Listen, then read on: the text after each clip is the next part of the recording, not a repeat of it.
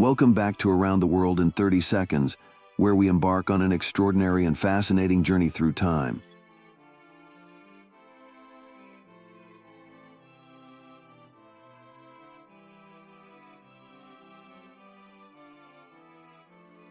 Today we shall delve into the magnificent Hampton Court Palace, a place where history unfolds before our very eyes.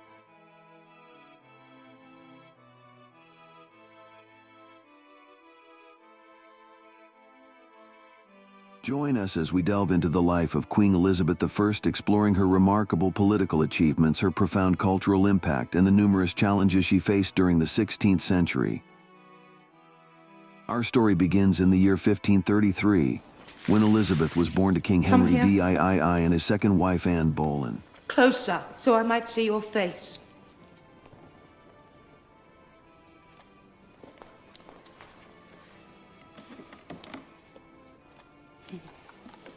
When I look at you, I see nothing of the king. Only that whore, your mother. My father never did anything so well as to cut off her head. Your Majesty forgets he was also my father. Why will you not confess your crimes against me? Because, Your Majesty, I have committed none. You speak with such sincerity. I see you are still a consummate actress. Greetings, esteemed audience. I am Lady Blanche Perry, former Chief Gentlewoman of the Bedchamber and trusted advisor to the late Queen Elizabeth I. It is an honor to be here with you today, as we embark on a journey through history and delve into the life and reign of our beloved Queen. As Queen Elizabeth's most trusted confidante, I had the privilege of witnessing firsthand the remarkable achievements and challenges she faced during her reign. Throughout this documentary, I shall interject with intriguing facts and insights, shedding light on the remarkable woman behind the crown. Queen Elizabeth I, known as the Virgin Queen, was a formidable ruler who navigated the treacherous waters of politics and power with grace and intelligence. Her reign was marked by a golden age of cultural and artistic flourishing, as well as the expansion of England's influence on the world stage. During her time as queen, she faced numerous threats, both from within and outside her realm. Yet, through her astute leadership and unwavering determination, she managed to maintain stability and prosperity for her people. As we explore the life of Queen Elizabeth I, let us uncover the stories of her triumphs and tribulations, her relationships and alliances, and the enduring legacy she left behind. Madam, you are not well. They say this cancer will make you queen, but they are wrong. Look there, it is your death warrant. All I need do is sign it. Mary, if you sign that paper, you will be murdering your own sister.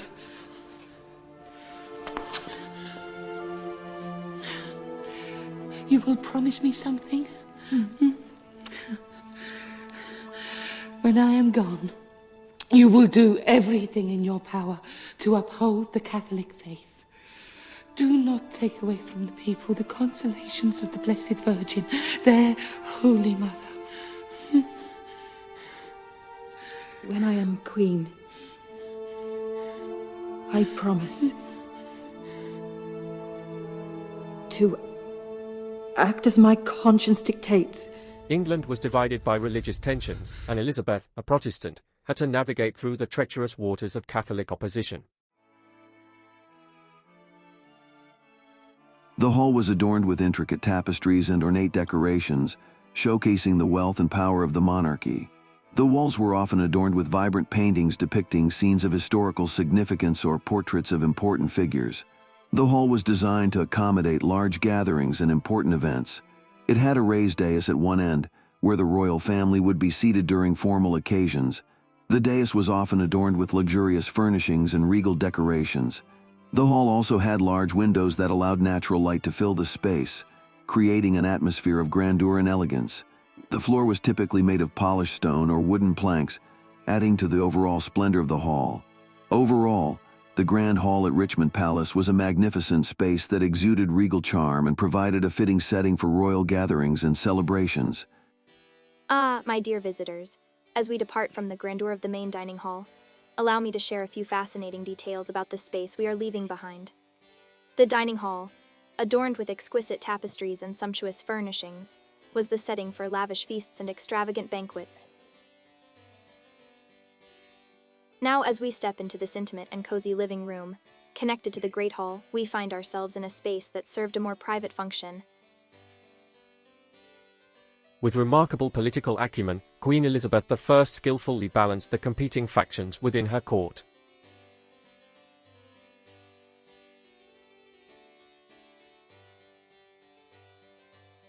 In this room, the Queen would retreat from the formalities of the court, seeking solace and relaxation.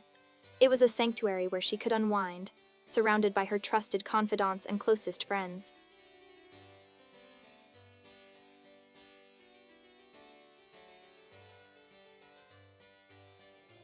She fostered a sense of stability and unity, earning the respect of her subjects and establishing a golden age for England.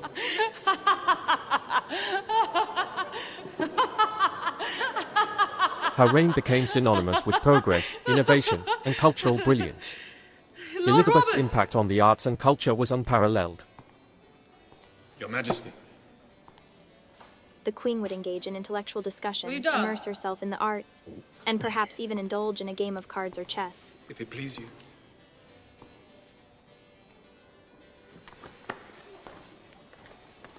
The atmosphere in this room was one of camaraderie and familiarity, where the Queen could let her guard down and reveal her true self. It was a place where secrets were shared, advice was sought, and laughter filled the air. Lady Perry, as the chief gentlewoman of the bedchamber, had the privilege of accompanying the Queen in this private space, offering her counsel. Why will you not see me? She nurtured the flourishing of literature, theatre, and music, creating an environment where creativity thrived.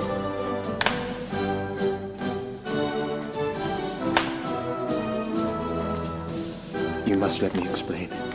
Others will take advantage of this. You must not believe what they tell you. They are jealous and envious, because I am nothing to them and everything to you. Do you love her?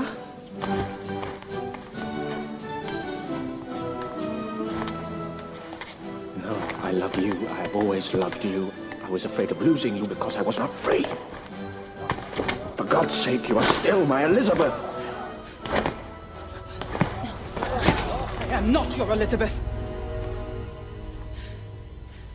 I am no man's Elizabeth. And if you think to rule, you are mistaken.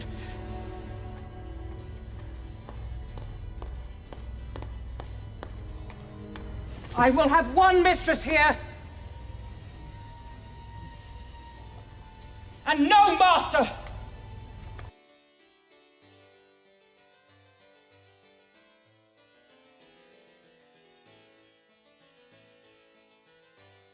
To be a queen is to be less than human. To put pride before desire. To search men's hearts for tenderness. To find only ambition. To cry out in the dark for one unselfish voice. Hear only the dry rustle of papers of state. To turn to one's beloved. Stars for eyes. To have him see behind them only the shadow of the executioner's block. Queen has no hour for love. Time presses, events crowd upon her. For a shell, an empty glittering husk, she must give up all that a woman holds most dear. It was Sir William Cecil, later known as Lord Burghley, who became her most steadfast and loyal counselor. Lord Burghley, a man of great intellect and experience, served as Elizabeth's principal secretary and later as her Lord High Treasurer. He played a pivotal role in shaping her policies and strategies, offering wise counsel in matters of state and diplomacy. In her later years, Elizabeth faced the devastating loss of close friends and advisors, including the Earl of Leicester and her beloved cousin. Brave action, Majesty. 2 ships lost. With what gain? The enemy continued to advance. The works of legendary playwrights like William Shakespeare and Christopher Marlowe flourished during her reign, and the English language itself reached its heights. But Queen Elizabeth I's achievements extended far beyond the realm of culture. She successfully navigated the treacherous waters of international politics, positioning England as a formidable force on the world stage. Elizabeth's reign saw the expansion of English influence and exploration. We're losing too many ships. We must fall back and defend the coast.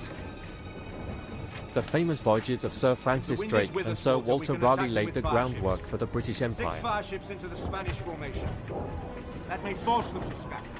We can't get anywhere near them. We have to break Elizabeth's their formation strategic with our own decisions stars. and support for maritime exploration propelled England towards becoming a global power. The Spanish are barely a day away, Majesty. We must withdraw to safe ground. I beg you to appreciate the gravity of the situation. However, Elizabeth's life was not without its challenges.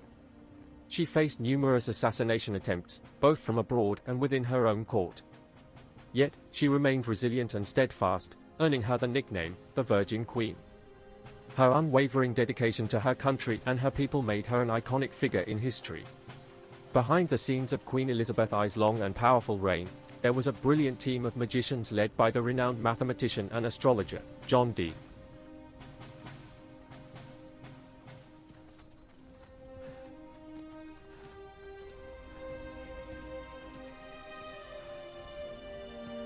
My loving people!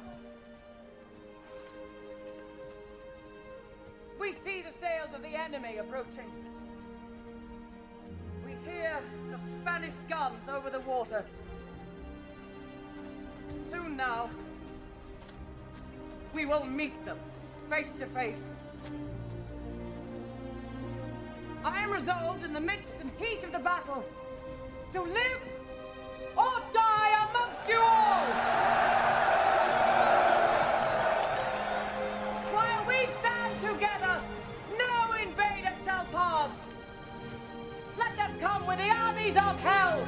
They will not pass. And when this day of battle is ended, we meet again in heaven, or on the field of victory.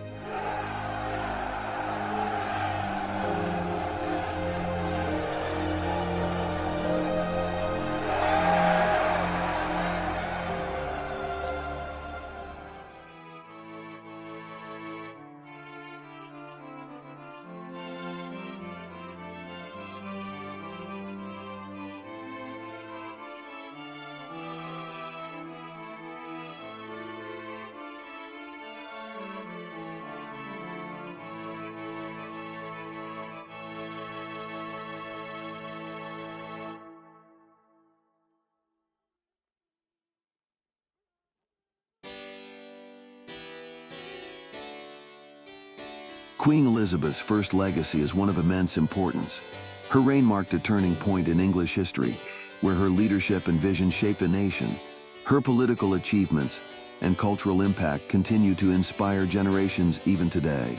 We must acknowledge that she was a woman in a man's world, and many accomplishments that were wrongly attributed to men were in fact the result of her own will and power.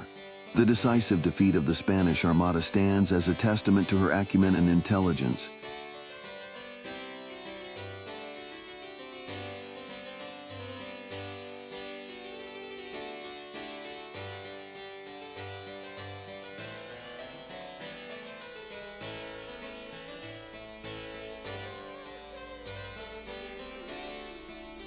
The moon's gentle glow cast its ethereal light upon the River Thames as Queen Elizabeth I, adorned in regal splendor, disembarked from her vessel. The night air whispered with a sense of anticipation, for a grand banquet awaited her within the hallowed halls of her palace.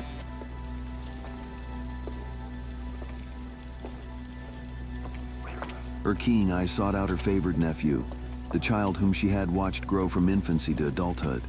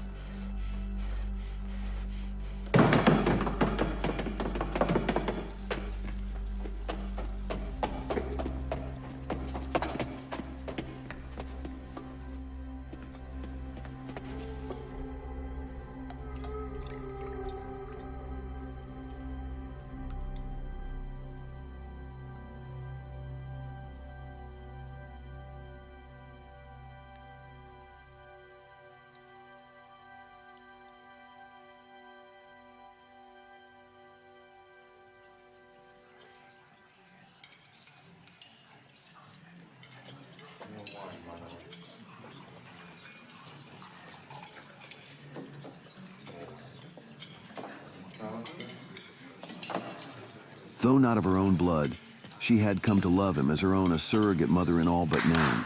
With each passing year, her affection for him deepened, and she found solace in his presence, for he embodied all that was virtuous and noble.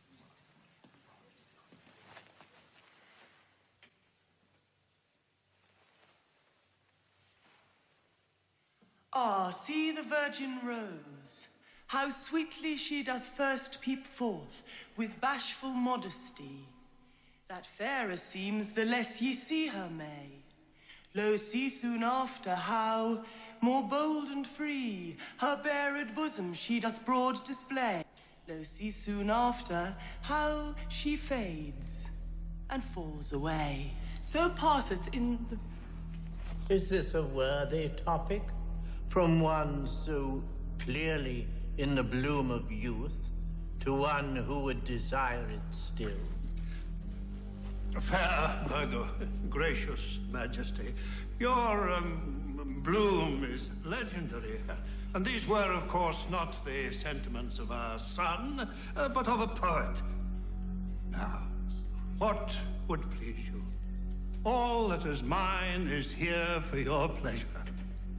All you call yours is mine already.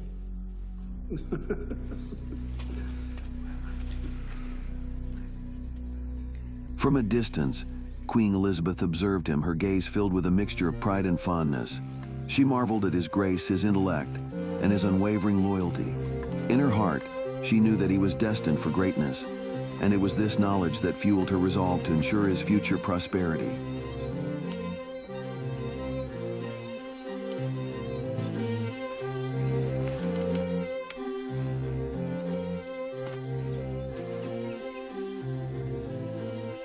Come, your leg.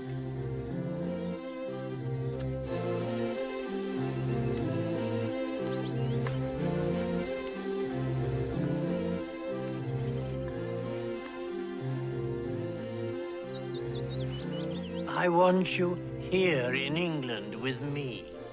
You will be the son of my old age and the limb of my infirmity, my favorite. My mascot.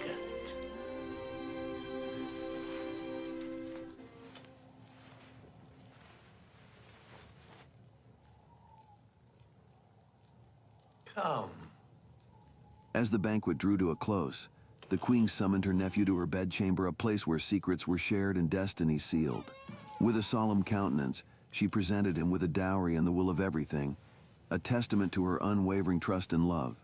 In this act, she sought to secure his place in the annals of history, for she had no true heirs to whom she could bequeath her kingdom. In that sacred chamber, amidst the flickering candlelight, Queen Elizabeth imparted her final wishes, entrusting her nephew with the weighty responsibility of safeguarding the realm she had tirelessly governed. She knew that in his hands, the legacy she had built would endure, and the virtues she held dear would continue to guide the nation.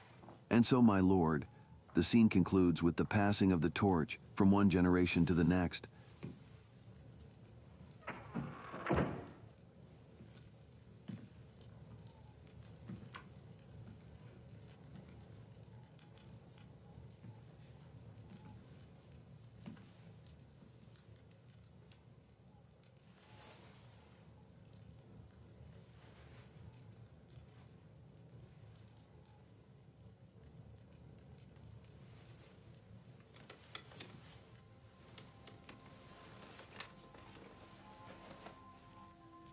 Ah, this is my victory.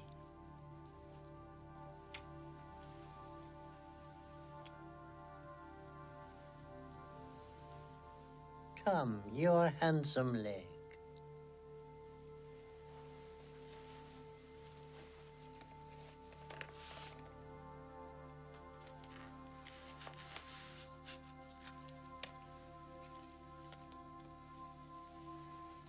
For you and for your heirs, Orlando, the house. Your Majesty, I am forever... But on one condition. Do not fade. Do not wither. Do not grow old. Hark, noble viewers, lend me thine ears, as I recount the tale of Queen Elizabeth I with heartfelt cheers. Within the walls of Richmond Castle, we didst tread a glimpse into the life of a monarch, whose legacy shall ne'er be dead. Behold the opening shot, a majestic drone's flight, revealing the castle's grandeur bathed in golden light. From high above we surveyed the land, where Elizabeth's reign like a mighty oak didst firmly stand. With careful words we didst provide context true, unveiling the triumphs and trials that Elizabeth knew. A queen of strength and grace she ruled with might, guiding England through darkness into a glorious light. But 'tis in her final years that we didst focus our gaze on Elizabeth's benevolence, a golden era ablaze, a patron to artists, poets, and scholars alike. Her generosity didst inspire hearts to strike. In a stroke of artistry we didst portray the scene of Elizabeth's golden days so gay, a tapestry of colors vibrant and bright, capturing her essence, her radiant light. And now, dear friends, as our tale draws to a close, let us remember Elizabeth, the queen who chose to lead with virtue, honor, and grace, leaving a legacy time cannot erase. So I beseech thee, like, share, and subscribe, to spread the story that it may thrive. Thank you for watching Around the World in 30 Seconds. With hearts full of gratitude, our words now beckon.